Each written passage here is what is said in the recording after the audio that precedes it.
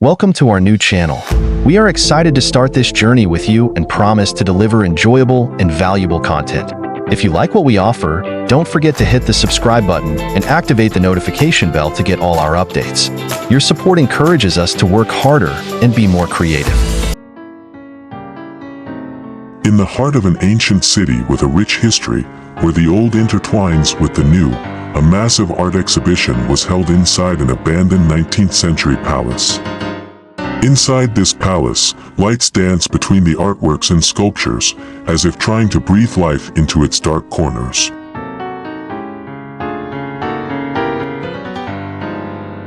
Amidst all the artworks, there was a painting hanging in a side room, almost isolated from the rest of the exhibition.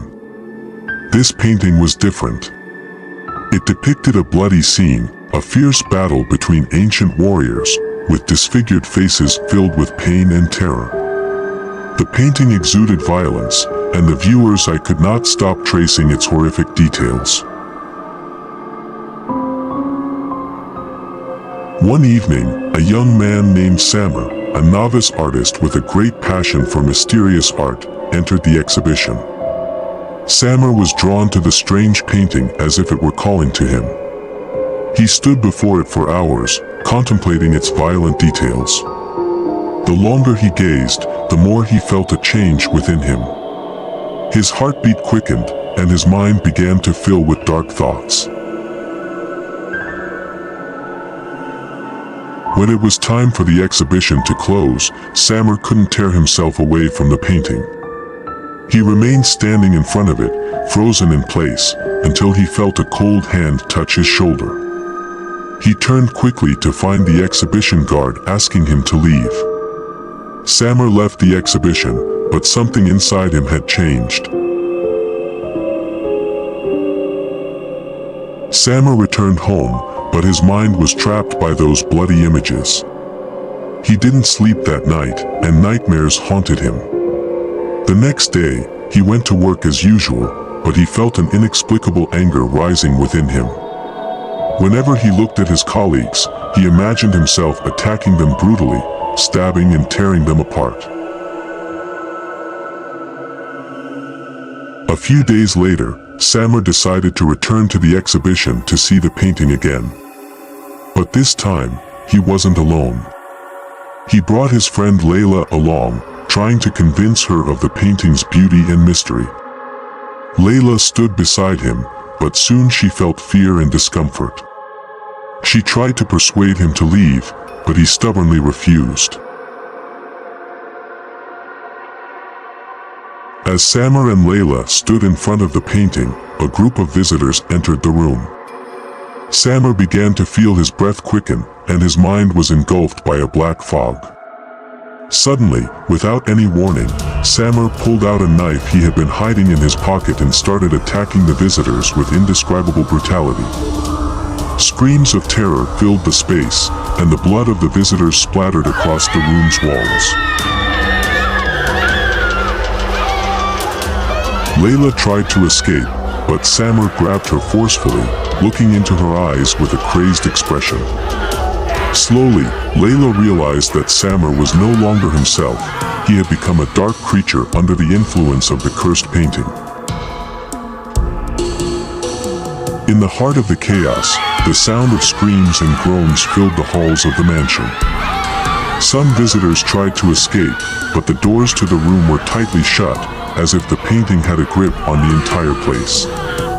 Blood covered the floor and walls, and the scene of horror left no room for the mind to comprehend what was happening.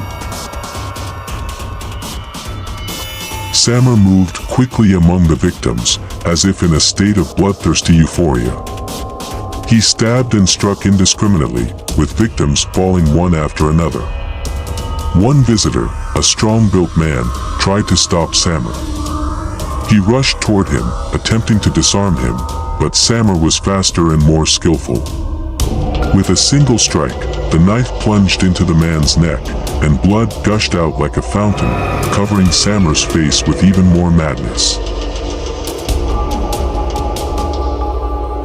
Layla, who had been trying to escape Samar's grasp, found herself trapped between the bodies and overturned furniture.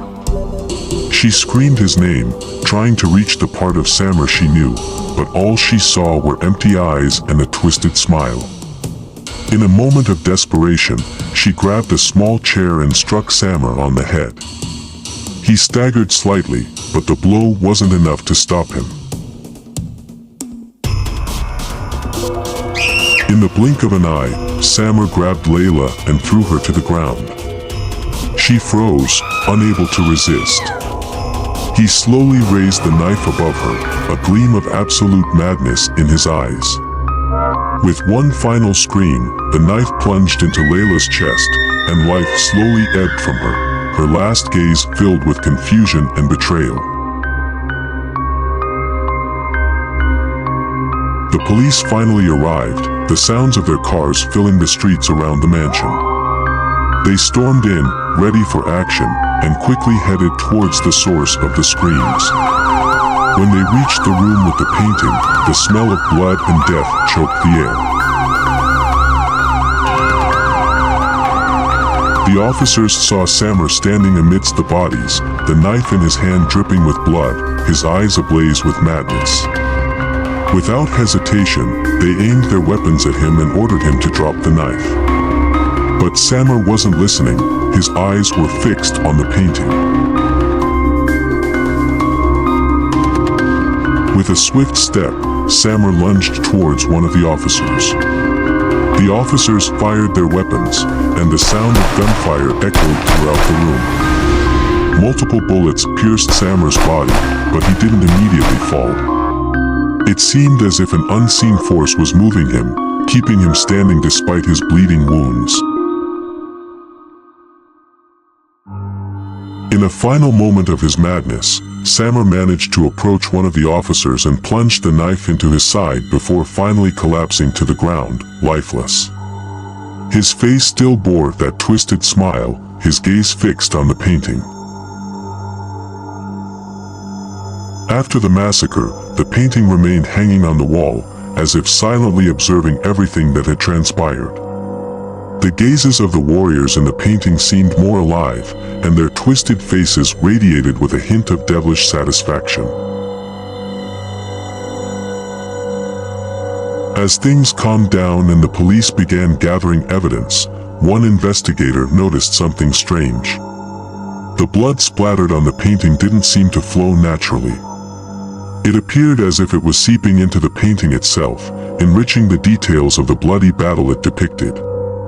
The warriors in the painting seemed more vivid and lifelike. Experts in art and occultism were summoned to examine the painting. They arrived at a horrifying conclusion: the painting was cursed with an evil spirit, nourished by bloodshed and violence. It possessed the ability to control weak minds, turning them into instruments of killing and destruction. With each soul claimed through it, the curse grew stronger. The experts decided that the painting couldn't remain in the exhibition or any accessible location. They devised a meticulous plan to move the painting to a secret location, far from prying eyes. However, before they could execute their plan, strange incidents occurred. Some of the individuals involved in the investigation disappeared, and their bodies later appeared in different parts of the city, brutally slaughtered in a manner similar to what happened at the exhibition. Finally, the painting was transported in a tightly sealed metal crate under strict guard. It was loaded onto a truck and set off to an unknown location known only to a select few. However, during the journey, strange occurrences began to unfold. The drivers were afflicted with hallucinations, speaking of horrifying visions related to the painting. At last, the truck arrived at its destination, a secretive underground complex surrounded by barriers and security measures. The painting was placed in a tightly sealed chamber, surrounded by the most stringent protective measures. The hope was that it would remain there, imprisoned forever. Despite the precautions, the horrifying tales surrounding the painting persisted. The story continued to circulate among people, laden with terror and fear. Some said that the evil spirit still sought a way to return, and that the cursed painting would find its way back into the world someday. And on one dark night, when silence pervaded the secret complex, a faint laughter echoed through the corridors. It was the voice of the painting, gearing up for another round of madness and bloodshed, awaiting its next victim to complete its cycle of endless violence.